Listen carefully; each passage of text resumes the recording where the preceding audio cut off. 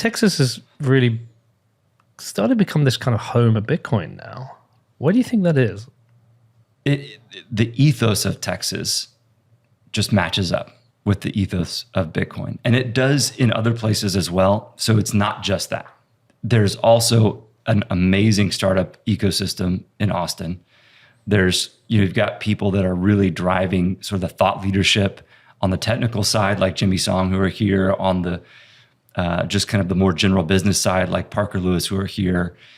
And mining, that was just a function of our free market, energy-only marketplace, which is ERCOT, and the abundance of excess power, stranded power. And so those three factors combined, and we'd like to think that a little bit of our advocacy work on, orange pilling people like Senator Cruz and the governor has helped as well. So I guess there's four factors. Yeah, it's really fascinating to see. You come to Texas and there are these kind of external pressures that maybe are coming from regulators in DC, or specifically Elizabeth Warren, who we'll likely talk about. But if Texas was left the fuck alone, Bitcoin would just be this industry that naturally grows, naturally continues. There's no internal questions really within the state. I don't see. I mean, you might know of it, but it seems to me just like a flourishing industry within Texas. It is, and I think it's not. From the outside, it may look like that was an easy fit, but there's still a ton of education. Still, we did a survey of all Texas voters. Of course, this is a representative sample, 2,000 participants, so a margin of error of about 2%. And this was back in March, so things have changed quite a bit since then. But we found that the favorability ratings for Bitcoin amongst Texas voters is a net plus 10 positive. So that's favorable and very favorable. So it's a net plus 10 on that survey. The ownership of Bitcoin or other digital assets is 29% of Texas voters, which is significantly higher than the national average.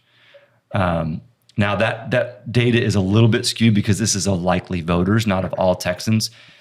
So that skews slightly to the more educated and to the more digitally savvy.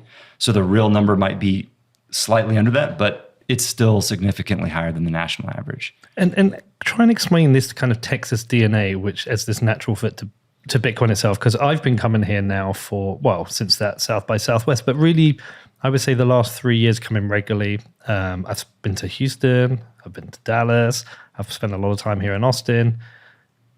When you spend time here, whether it's going to your summit, whether it's going to some of the meetups, whether it's going to the Bitcoin Commons, or just hanging out, you just also spend time with Texans. You listen to what they talk about with regards to sports and guns and culture.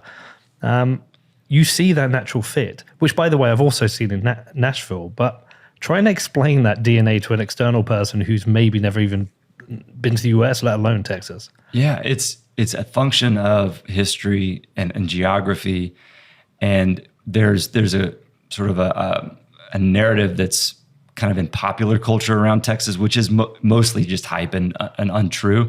But there are elements of it that are actually legitimate. I mean, there is a great deal more of sort of independent thinking and a willingness to buck the status quo, and an interest in going out and being more entrepreneurial and not leaning on any external, whether that's state support or what have you. So there is just a different vibe for sure. Are you from Texas? Yeah.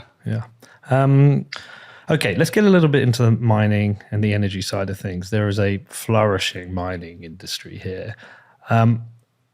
It's probably best to talk a little bit about the grid. You obviously know ERCOT very well, the independence of the grid here in Texas. Why has that made this such a natural fit for Bitcoin mining?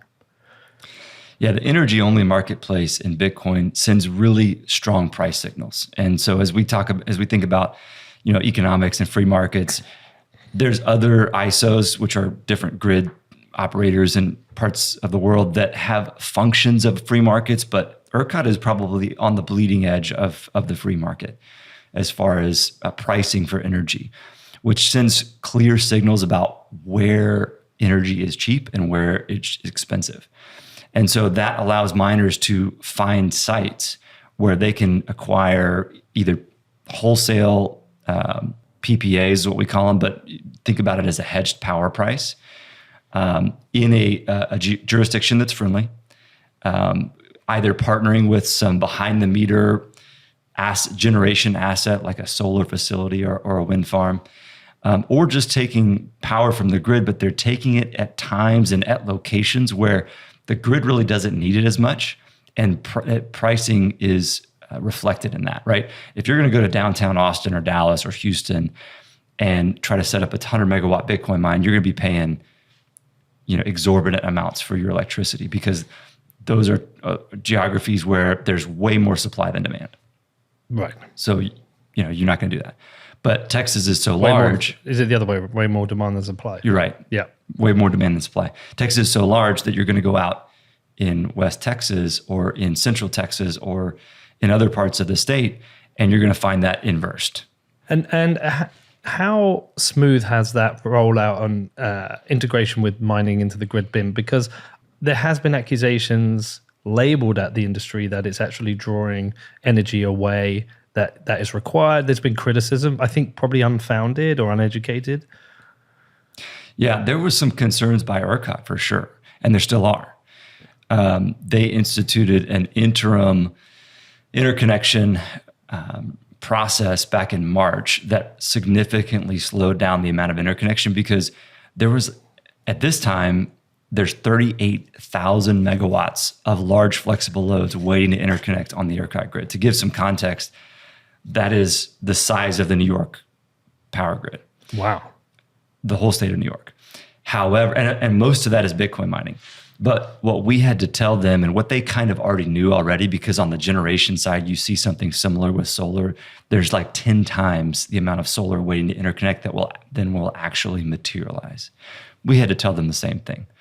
Guys, this is load that is, people are applying for load in triplicate. They've got 100 megawatts that they want to build, and they're applying in 3 different locations. So you're seeing that 3 times. It's people just throwing mud against the wall to see what sticks. So the real number that's actually coming is about 10% of that. So once you start to put it back into perspective, it's a little less concerning. And so we've worked with ERCOT through the Large Flexible Load Task Force, which is what the name that they create is kind of a mouthful, but it is mostly Bitcoin mining. And they don't want to call it the Bitcoin Mining Task Force because they wouldn't want to seem like they were discriminating against the industry. But this industry has so much potential to be a demand side battery for any grid, but especially the Texas grid because we have so much of it and we have so much stranded energy because of transmission congestion, that it could be revolutionary. It could do for the Texas grid what batteries will do for grids in the Northeast or in Western Europe. But you said they still have some concerns. What might they be? It's the speed at which the miners are wanting to interconnect. Can you explain that? So a Bitcoin miner wants to get their machines hashing in as little amount of time as possible because they're wanting to capture the machines are the most expensive input. And so if they've already ordered machines, the delay is significant to their bottom line. Other industrial scale projects will take years to ramp up. And that's what ERCOT's used to. That's what the whole world is used to. So they're not used to this speed. Not at all. So is it more just kind of like a nervousness around the speed at which they're connecting, whether ERCOT can handle? It's a concern around the speed for reliability, but they pretty much all see the same data that we're seeing, which is Bitcoin miners turn off.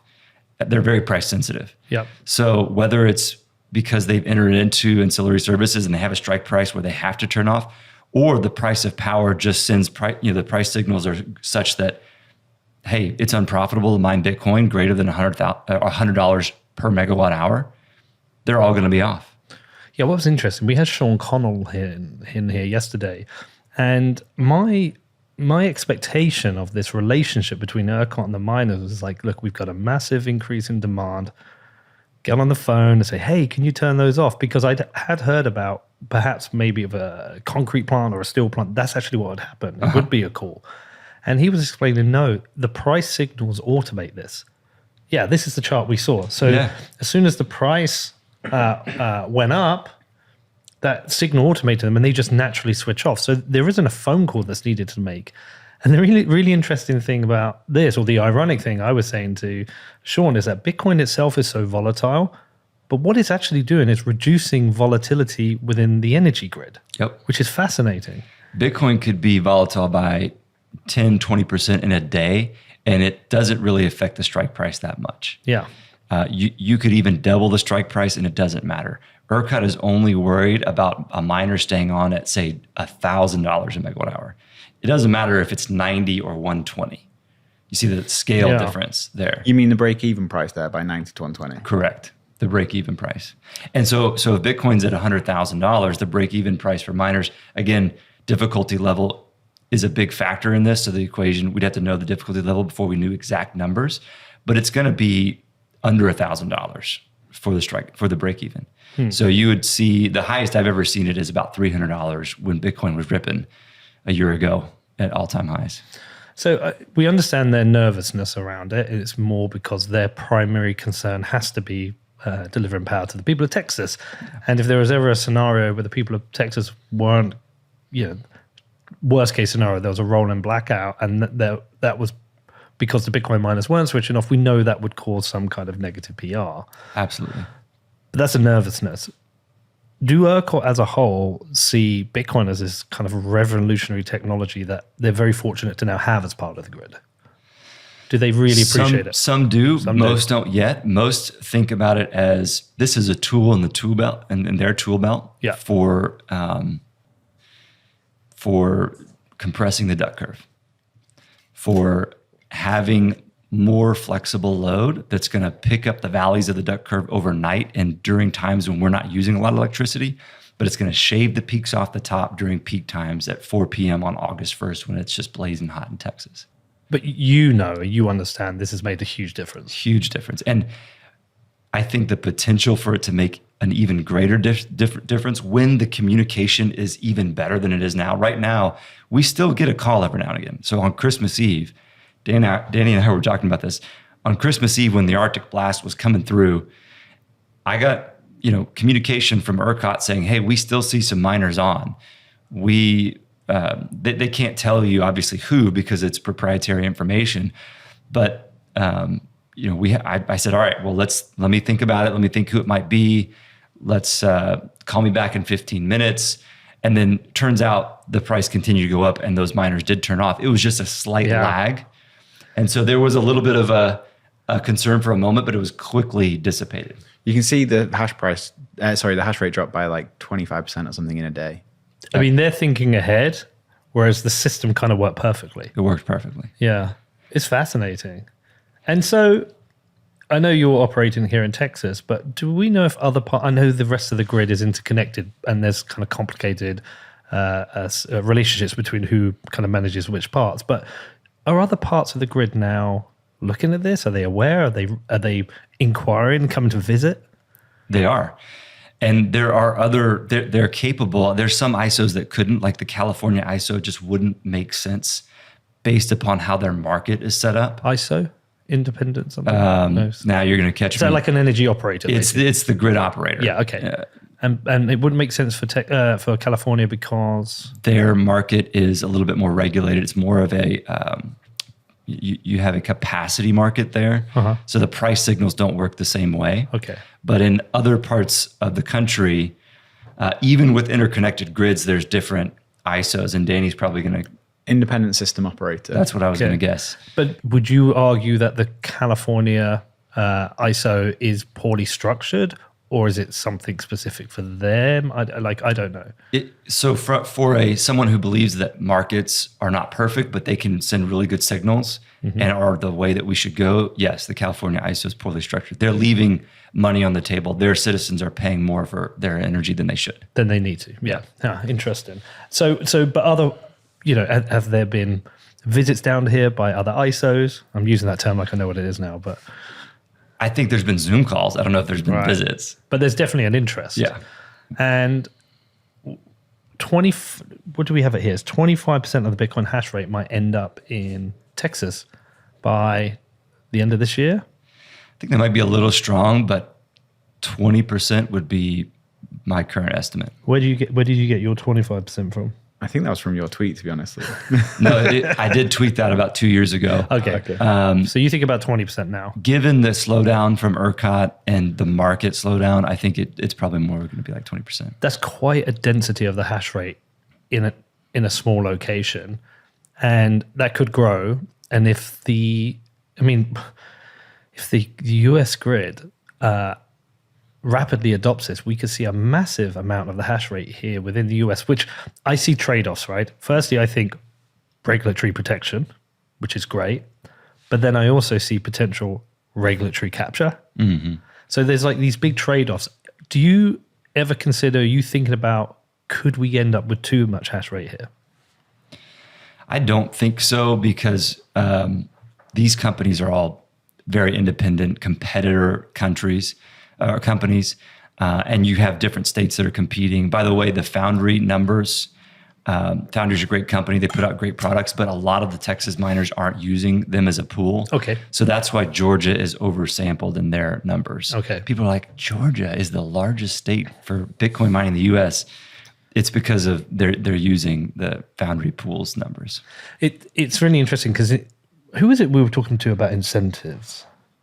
Remember? No, I kept can't coming up. remember. We talked about incentives and why incentives matter. And one of the really interesting things, was it Colorado that firstly decriminalized marijuana and then I think made it legal? They were one of the first states. Yeah. And I seem to remember something like $1 billion saying in tax revenue came in, and then very quickly other states switched. And all that history of, drugs are bad and marijuana's bad kind of dissipated. And look, I know not every state has changed. I think even here in Texas, it's still illegal. But the incentives matter. Yeah. In a period where there's a massive amount of people looking at energy in the energy sector, especially in Europe, because we've got our own issues. When you have something which stabilizes the grid, brings jobs, brings revenue into the country, lowers energy prices, it becomes very difficult for people to make a solid argument against it. Yeah. So the one thing, everything you said is true, but the one thing that it's most difficult to prove is the energy price piece. Because from the outset, you increase demand, you're going to increase the price. Miners are using more power, so the price should necessarily go up. And that is true in just a general sense. However, it's really about the geography and the time of day. So I would envision a future where a miner is playing that energy arbitrage, they're monetizing their optionality, and they're turning off 45 minutes a day, every day in the summer, and some days in the winter. And so it's not about the general consumers like, well, they're using energy, that's bad. It's 100% about where and when. Okay. Because we want them to use a lot of energy at 2 a.m. Because if they don't, then we'll have a lot of power plants go out of business. Or the prices will go up though, Lee, because what will happen is they won't go out of business because you will need the energy. Well, so the combined cycle plants need those, they need to make their money because they have to run 24/7. They lose money if they start to power down. Right? But what would happen to them if they went out of business?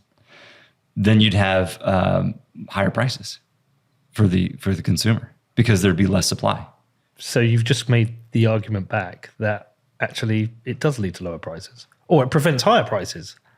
That's what I'm saying. Yeah. It can prevent higher prices, but it's a little counterintuitive. Yeah. You have to see that the miner is using energy at times and in locations where you're supporting increased generation and you're supporting that generation to stay online and stay efficient. It's more about efficiency of the grid and transmission congestion than it is about the market. Yeah, I'm just going to push back because you said you would see these companies go out of business, therefore the consumer will see higher prices. Well, so the generators go out of business. Yeah. So if a natural gas generator goes out of business, and they say represent 5% of generation in Texas, then you'll necessarily have 5% less generation available for consumers and could conceivably see an increase in price because of that. So Bitcoiners are keeping the price. Bitcoiners are keeping the price down. Do you see what I'm saying, Danny? I see what you're saying. I feel like you can't say this, which is fine. I agree with you, but it is a more nuanced argument than like the common person that's just studied economics would say, like, oh, you're increasing demand for power. You're necessarily going to increase price. Because I'm talking about two different things. I'm talking about generation, which is on the supply side. Yeah. And Bitcoin on the demand side. Yeah. I think a key part to that probably as well is how ERCOT priced their energy and how regularly they price their energy. Yeah. Do you want to kind of explain to anyone that might not know how that actually works? Yeah, it's unique, right? They have no price setting authority. They let it function as a free market. So, if you're we don't see this as a consumer because we get a consumer contract with a retail electric provider that's going to price our energy at 13 cents per kilowatt hour, regardless of the time of day or how hot it is outside. But in the wholesale markets where Bitcoin miners operate, it is a floating market. And so you could see overnight prices plummet. In fact, in West Texas, if there's a lot of wind and there's not enough transmission lines to get it to the population centers of the world, you can have negative prices out there. And the wind developers can eat those prices because they have a subsidy from the federal government to operate their generation. So you have about 15% of the time in West Texas where you're just seeing negatively priced power. But in Dallas, the wholesale market could still be, it's a different zone. It's a different pricing zone.